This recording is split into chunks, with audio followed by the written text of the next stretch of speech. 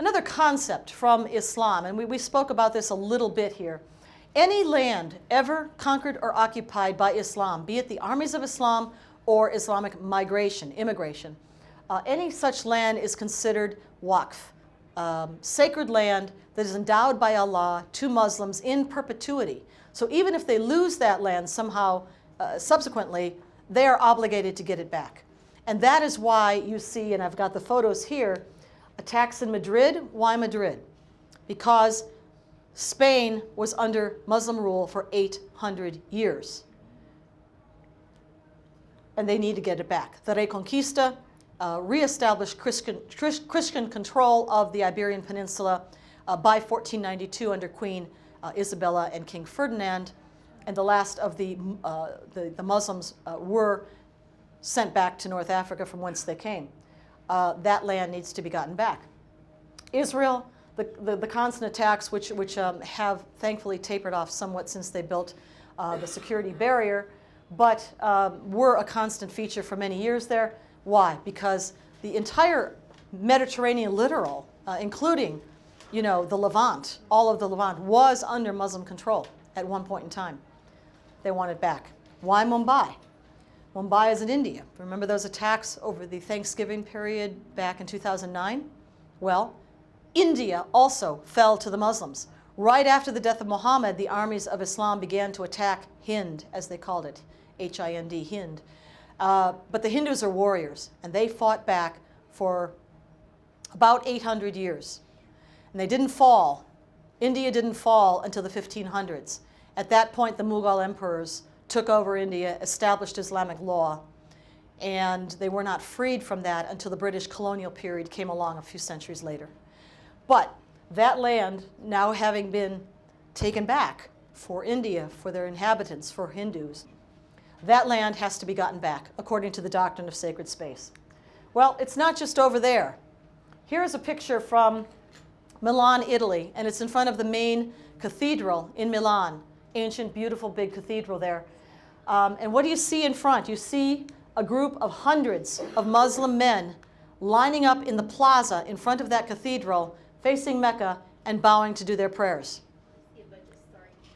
It's not because there aren't any mosques in Milan. There are plenty of mosques in Milan. They are making a demonstration and a show of their presence and their force. Where? In the plaza in front of the Christian Cathedral of Milan. That is a tactic. And they're doing that, by the way, all over Europe. In the streets as well, exactly as you say. In Paris, we've seen that. Well, they're doing it here too. For the last couple of years, they have held an event called Islam on Capitol Hill. And what it is a gathering of Muslims, usually in October of the year, on Capitol Hill. And again, not because Muslims don't have plenty of mosques in the greater Washington, D.C. metro area in which to pray. They do. But they are in front of our Capitol on the West Lawn. Why? They are establishing their presence and challenging the seat of the people's power in America. The Congress is the people's house where man-made legislation, the will of the governed to be governed by their elected representatives, is carried out. They are there to challenge that. That's why they do Islam on Capitol Hill. Peaceful, perfectly well-organized. Capitol Hill police take care of everything. Challenge, in-your-face America. Well, here's another challenge. This is the Ground Zero Mosque that is proposed to be built near the Ground Zero area, the place where the towers once stood. And it is actually hallowed ground for us, because not only is it close to the main site of Ground Zero, but an actual piece of the wheel assembly of one airplane fell on this particular building on 9/11. The project proposed, again, you can find more about it at park51.com. That's where you'll find the architect's concept for the building, and that's what that view is right there. If you might notice, I'll mention this, the facade, as it's envisioned on that website and by the architect, is to be kind of a cutout pattern in the concrete facade. And the cutout pattern, if you look closely, and go to that site, you'll see it very plainly, is of broken, crashing stars of David, and also broken, crashing pentagonal shapes. That's what the carving of that facade is, if you look at it on the artist concept on the website, park51.com. Well, they've had all kinds of funding issues. The Imam Faisal Rauf, whose picture you see here, is no longer the imam in charge of the program. They had another one, and then he was ousted, so there isn't any particular leader for the project at this particular moment. We don't know where it will go exactly, but that's the proposal in any case. One thing I wanted to point out about this project, why Faisal Rauf called it the Cordoba House, or Cordoba Initiative. It's because he's referring to Cordoba, the city in Spain that was the seat of the Islamic Caliphate in the Iberian Peninsula for those 800 years. Cordoba was the city where the Islamic Caliphate put its headquarters for the Iberian Peninsula for 800 years until they were ousted by the Reconquista. Well, in Cordoba is this great big, beautiful, ancient old Visigoth Christian cathedral, which wasn't destroyed when the Muslims came in, but it was taken over. They acquired it by stealth and by guile and didn't destroy it, but they converted it into a mosque. And this is what it looks like. It's actually very beautiful.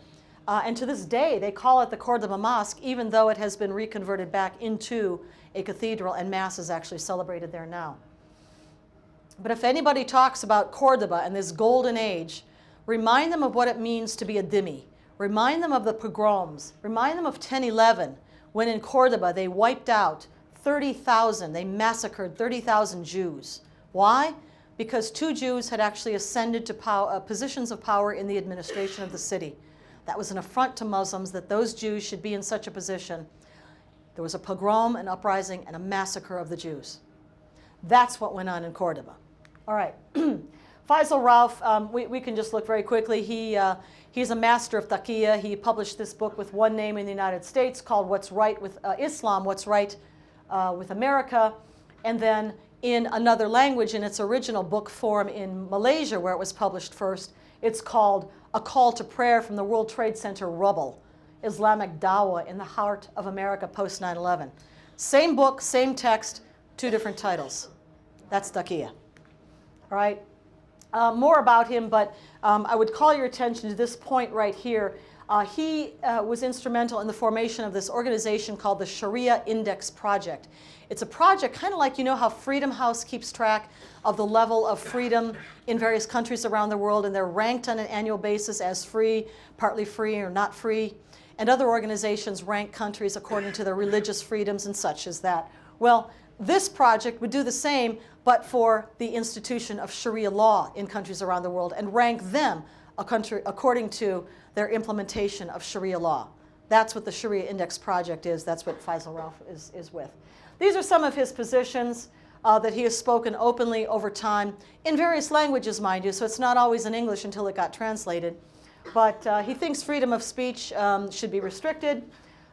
He wants to ensure that no laws are enacted that would be in contradiction of the Quran or Sharia law. He has refused point blank to reporters' questions ever to denounce Hamas or Hezbollah. He thinks that 9/11 was the fault of the United States. It was because of our foreign policy, on and on. Okay, I mean, you get the idea.